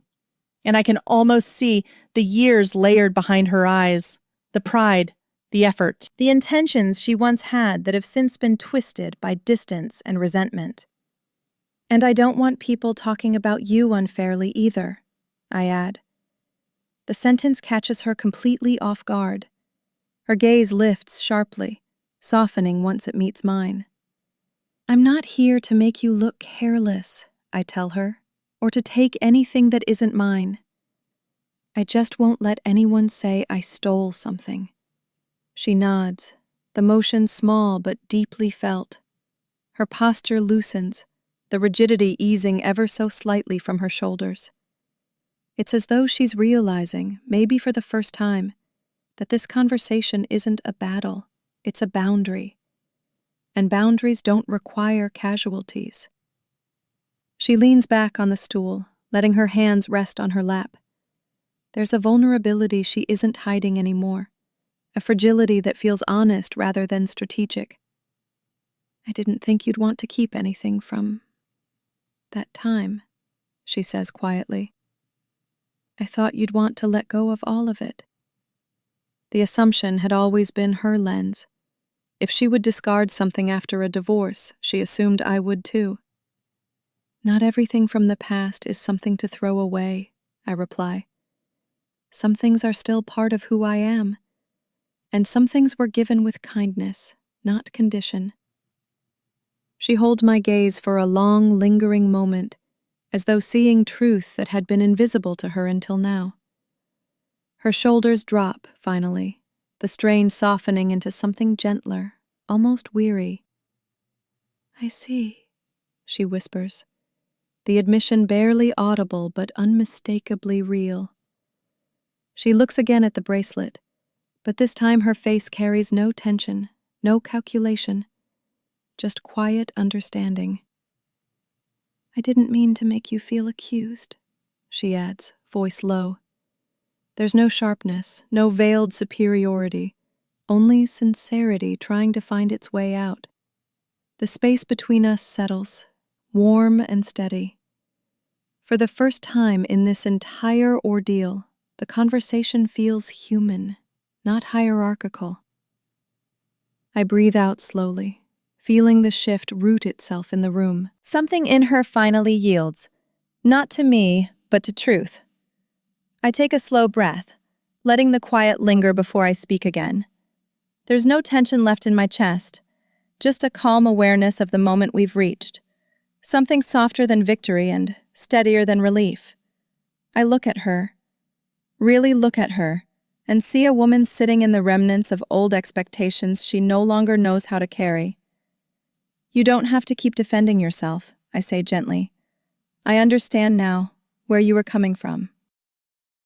Her eyes flicker, unsettled by the shift in tone, as if she expected me to press harder, to corner her with the proof in front of us.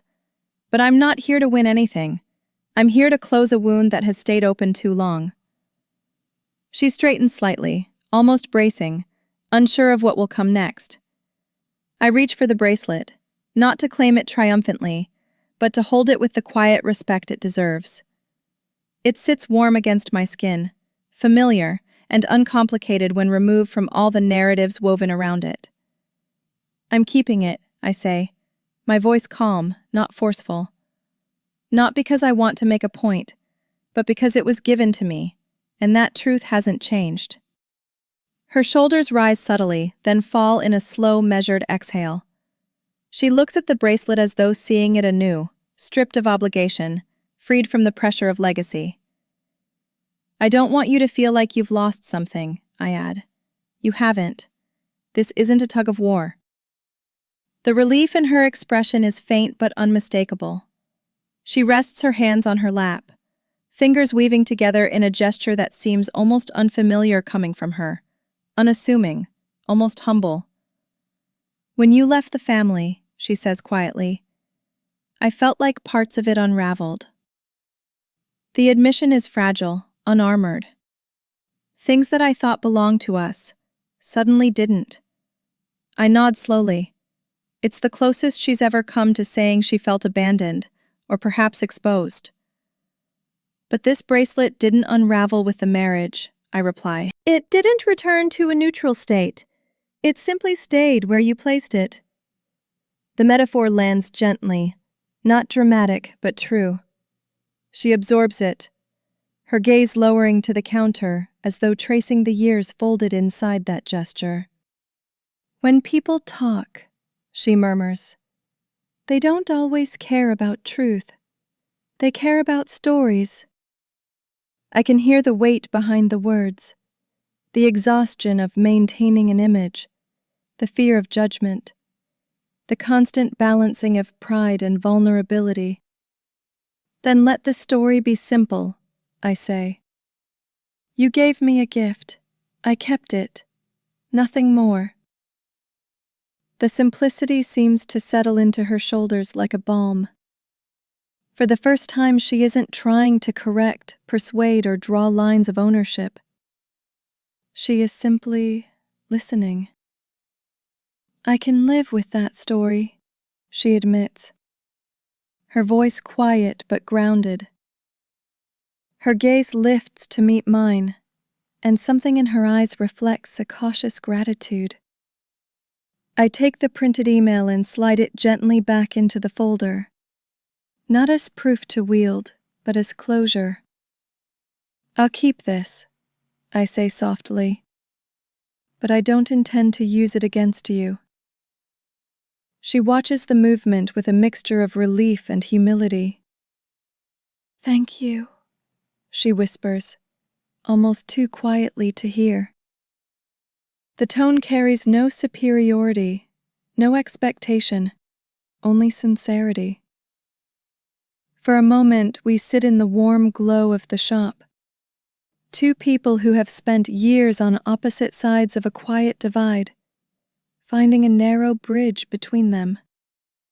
She isn't the woman she was when she walked in earlier. And maybe I'm not the woman she once believed me to be. I close the folder, then rest my hand briefly on the counter. A small gesture of grounding. We don't have to agree on everything, I say, but we can leave this part behind.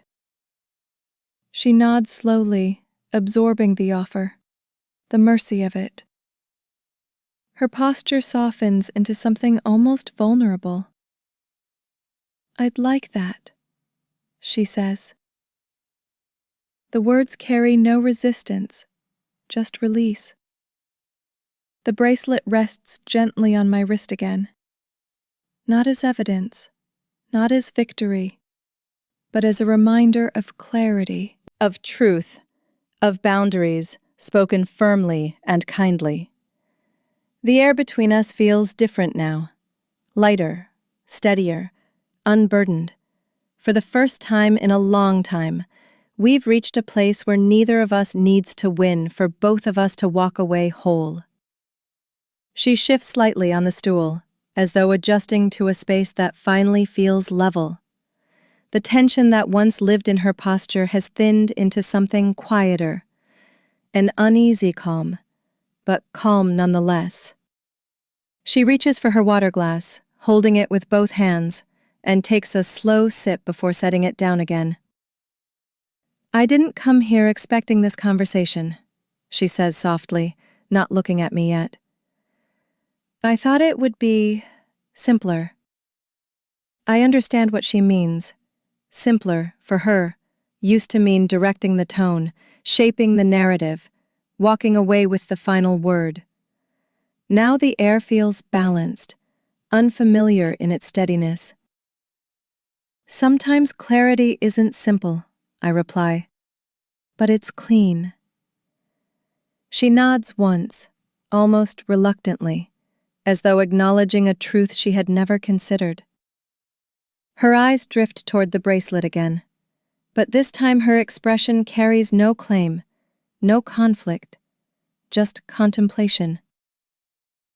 When I bought it, she says quietly, I chose it because it reminded me of someone joining the family, not just through paperwork, through care.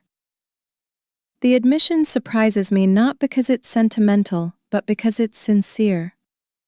She presses her lips together, as if unsure whether she's revealed too much. I didn't realize how much I tied into that moment, she adds. There's no demand in her tone now, only reflection.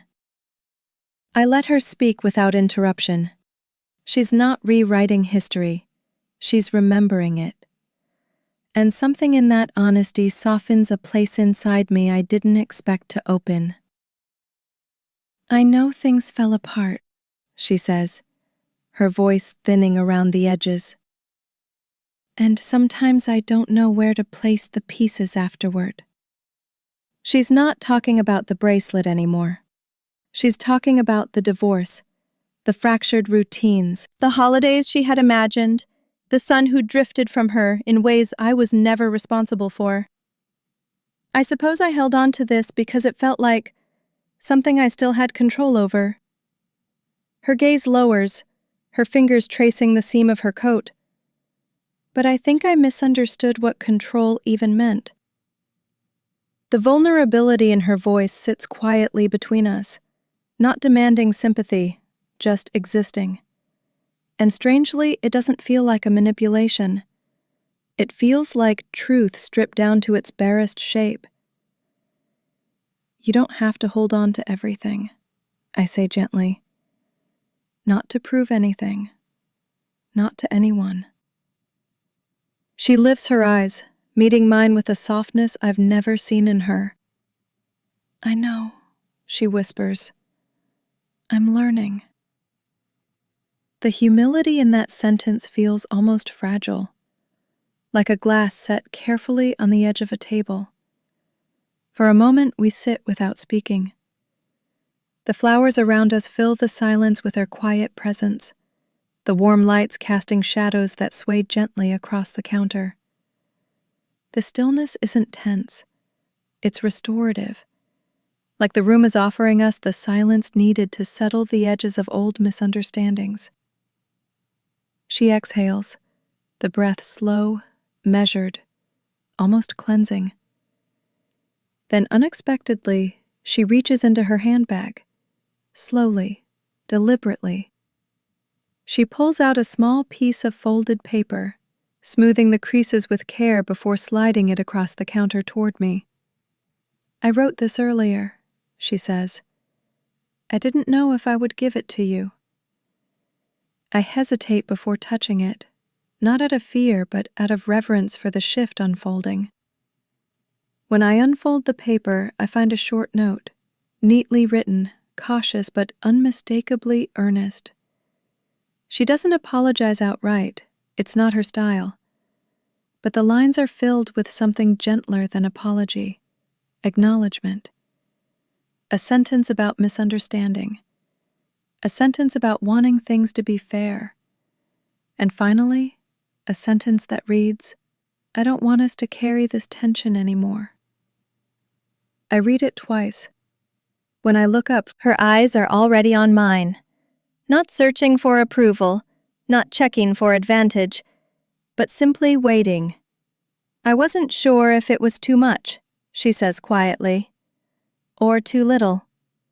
I fold the note carefully and place it beside the bracelet. "It's enough," I say. And it is. More than enough.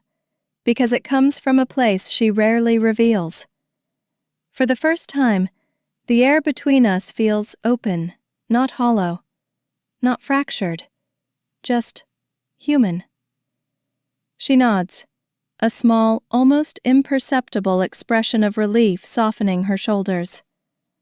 Something fundamental has shifted, something neither of us forced, but both of us allowed. The conversation isn't finished, but the conflict is. And that difference feels like light entering a room that's been closed for too long. She leans back slightly, the rigid posture she arrived with no longer shaping her shoulders. The shop feels warmer somehow, as if the air itself has softened around us. She glances at the bracelet again, then at the note resting beside it, and I notice her fingertips stop trembling. "It took me a long time to decide whether I should talk to you directly," she says, her voice steady but quiet.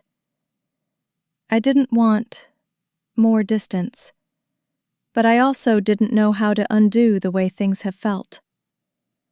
There's no accusation in her tone. The sharpness that once hovered beneath every sentence has dissolved into something far more vulnerable. I nod, acknowledging her honesty without rushing to reassure her. The stillness between us feels earned, gentle, clean, not heavy.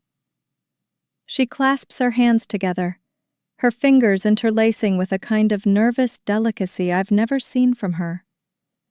"When I walked in earlier," she admits, "I expected you to fight me, or fold." She glances around the shop, eyes lingering on the flower arrangements, the glowing lights, the quiet order of the room. "But you didn't do either. You just told the truth." She pauses, letting the sentence settle. "And I wasn't prepared for that." Her voice wavers slightly, not from anger, but from something deeper, realization. I sit quietly, letting her gather her thoughts without interruption. It feels like she's speaking not just to me, but to a version of herself she hasn't examined in years. She reaches out, slowly, tentatively, and rests her fingertips lightly on the bracelet box. She doesn't open it, doesn't push it toward herself or toward me. She just touches it, as if acknowledging the object without claiming it. "I thought keeping this with you would feel like a loss," she says. "But I think the real loss was the misunderstandings we carried." Her voice softens even further, almost fragile. "I didn't want to be the reason something felt unfinished for you." I study her expression. There's sincerity there, layered with regret, layered with the remnants of pride she's beginning to let go of. She's not defending anymore. She's recognizing. She gently pulls her hand away from the bracelet and folds her coat over her lap again, smoothing the fabric as though grounding herself. "I want you to keep it," she says, the sentence slower, steadier than I expect. "Not because it's yours legally, though it is, and not because of anything written." Her eyes rise to meet mine. "But because I gave it with good intention, and that intention didn't disappear just because life changed." The clarity in her voice feels genuine, not rehearsed, not strategic. "I don't need people to believe it was still mine," she adds, almost quietly. "Not anymore." That sentence lands with a soft gravity, reshaping everything that came before it. For the first time, she smiles. Not a polite smile, not a defensive one, but a small, tired, human smile. "You've built something on your own," she says. "Something steady. Something admirable." She glances around the shop again, and her gaze softens with a kind of respect I never expected to see directed at me. "I may not agree with every choice, but I do see the woman you've become." Her words feel careful but sincere, as though she's choosing truth over habit for the first time. The compliment doesn't feel performative. It feels like a hand extended across the space that once divided us. She rises slowly from the stool, her coat folded neatly in her arms. The bracelet lies between us on the counter, but now it carries no tension, only resolution. "Thank you for letting me talk," she says, "and for listening." There's no trace of superiority, no lingering sharpness, just a quiet acknowledgement that we both stepped out of old roles tonight. I nod, standing as well. "Thank you for coming," I answer. The words sit warmly in the air. She checks the time, then looks toward the door, hesitation flickering in her expression, as if leaving this space means stepping back into a world where she must rebuild her perspective. But she nods once more, composed yet softened. Something about this moment feels final, but not in a painful way, final in a freeing one. She adjusts her coat in her arms, glancing once more at the bracelet before lifting her gaze back to me. The golden light in the shop casts a gentle glow around her, softening the sharpness she carried when she first walked in. "I should let you close up," she murmurs, her voice steady but touched with a fragile warmth.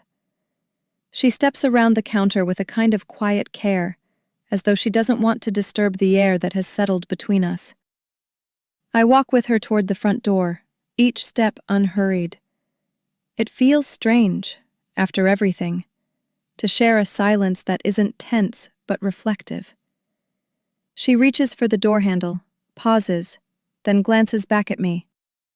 That single glance carries gratitude, recognition, and a hint of something like peace. Before she leaves, she speaks again, softly, almost cautiously. "I know things didn't go the way any of us expected," she says, "but I never wanted you to feel unwanted." The words float gently in the warm air, surprising in their vulnerability. I hold her gaze, letting the honesty settle. "I didn't feel unwanted," I reply quietly, "just misunderstood." She nods slowly, absorbing the difference between the two. "I think I misunderstood many things," she admits, a faint crack in her voice. It isn't an apology wrapped neatly with a bow, but it's real. And sometimes real is more valuable than perfect. She looks relieved in a way, relieved to say it, relieved I heard it without letting it reopen old wounds. Her hand lingers on the door handle and she exhales the kind of breath people release only when they've carried something too long. "I hope you'll be well," she says, her tone not formal, not performative, simply human. "And I hope this place continues to grow." She glances around the shop again, her eyes landing on the flowers arranged in gentle symmetry, the quiet beauty living in every corner. "It suits you," she says softly. I feel a warmth rise in my chest, not flattery, but the kind of recognition that arrives late yet still matters. Her acknowledgement isn't loud, but it's sincere. And in a story like ours, sincerity is its own kind of healing. She pulls the door open and the outside air sweeps in, carrying the faint scent of evening, cool, crisp, touched with the quiet sounds of a settling town. She steps out, then turns back one last time. "Take care of yourself," she says. The way she says it tells me she finally understands. I'm no longer someone she can speak down to or speak over. I'm simply someone she respects. I nod, offering a small, steady smile. "You too."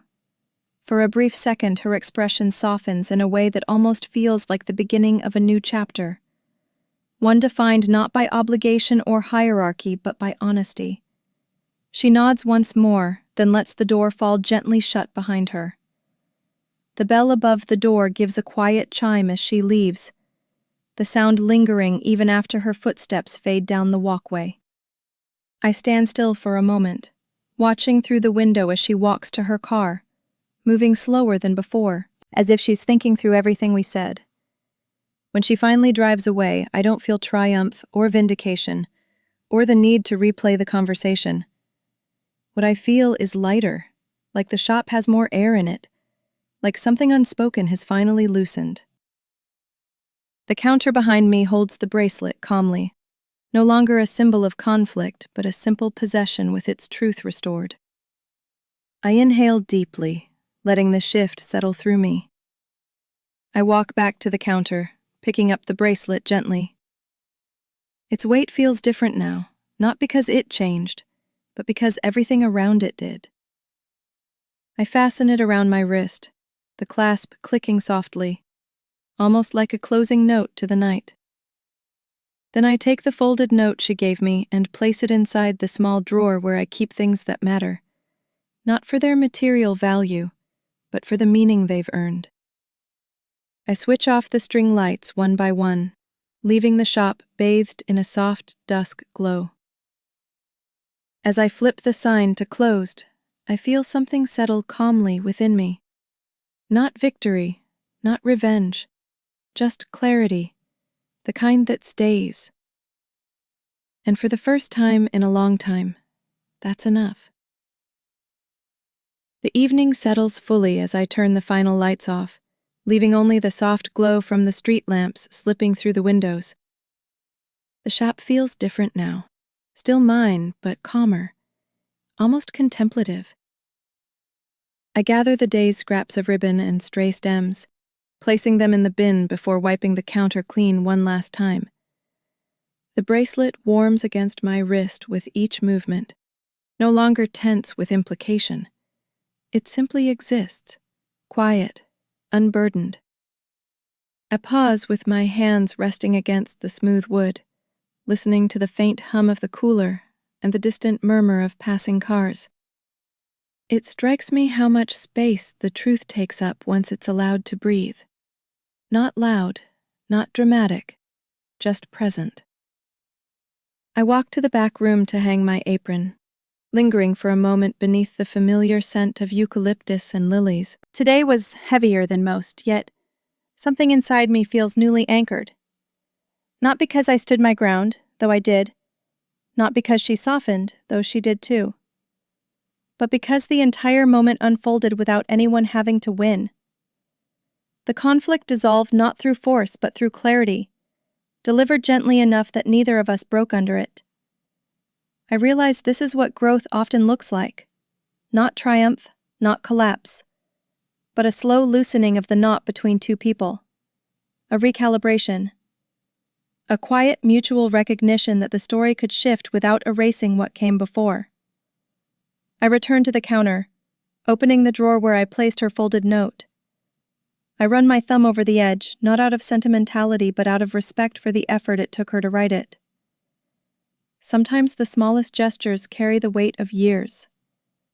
I tuck it deeper into the drawer, where I keep other small keepsakes. Items that remind me of moments that shaped me, rather than moments I needed to escape. The bracelet catches the light again, its reflection faint on the polished counter. It no longer feels like proof of anything, nor a symbol of old ties. It's just something given freely once, and kept freely now. And somehow, that simplicity feels like the truest ending possible. I lock the front door and step outside, the cool night air brushing across my cheeks. The town is quiet, washed in dim gold from the streetlights, the kind of stillness that invites reflection rather than loneliness. I glance back through the shop window, watching the shadowed outlines of the arrangements and the soft shapes of the counter. This place has held so many versions of me, uncertain, steady, wounded, rebuilding. Tonight it holds a version that feels just a little lighter. I breathe in deeply, letting the night fill my lungs. There's no lingering bitterness, no need to replay her words or mine. The truth has settled, and when truth settles, so does the heart. As I walk toward my car, I hear the faint sound of a distant door closing somewhere down the street, a reminder that everyone is ending their day in their own way, dealing with their own quiet reconciliations. I sit in the driver's seat, resting my hands on the steering wheel for a moment before turning the key. The bracelet glimmers softly in the dim interior light, not calling attention to itself, just existing with me. What remains isn't a sense of triumph or vindication, but something steadier. Dignity. The kind that grows quietly, without needing applause.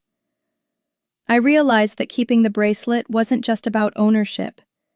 It was about understanding who I am when the conversations end and the room empties. I drive away with the window slightly open, letting the cool air drift in. The night moves around me gently, streetlights passing, shadows shifting, the world settling into its own quiet. At a stoplight, I rest my wrist on the steering wheel and look briefly at the bracelet. It feels like closure, but not in a final shutting the door way. More like a chapter that ends softly, leaving room for whatever comes next. Maybe distance, maybe a new kind of civility, maybe nothing at all. And that's fine. When the light turns green, I ease forward, not rushing, just moving. The truth is behind me and with me, and in its calm wake I carry myself home. In the end, it wasn't the bracelet that stayed with me, it was the clarity. The quiet kind that settles into your chest only after a long, complicated truth finally finds its way to the surface. When she walked out of my shop that night, her coat folded neatly in her arms, something between us shifted. Not enough to rewrite the past, but enough to release us from the parts we kept gripping too tightly.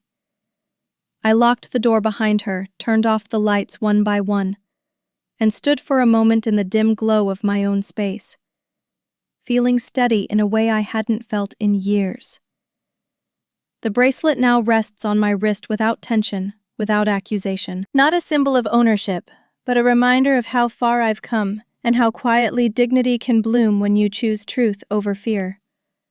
And now I'm curious, what would you have done in my place? Would you have kept the bracelet, returned it, or handled the conversation differently? Share your thoughts in the comments. I'd truly love to hear them.